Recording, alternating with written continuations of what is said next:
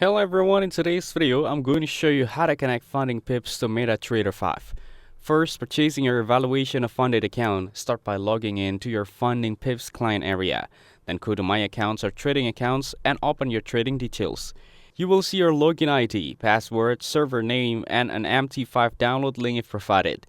It is important to save these details carefully.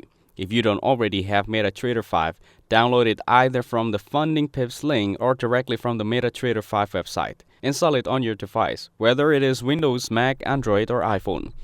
Open MetaTrader 5, click File, and select Login to Trade Account.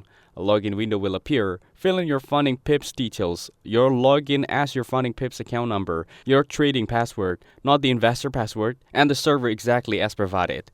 If server doesn't appear, click Find Your Broker, search for the Funding Pips server name, and select it manually. Then click OK. If the connection is successfully, your account balance will appear, live market prices will load, and the connection status at the bottom right will show green bars.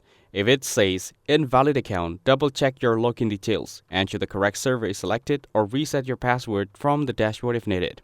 To connect on mobile, install MT5 from the App Store or Play Store. Open the app, tap Manage Accounts, then tap Add Account.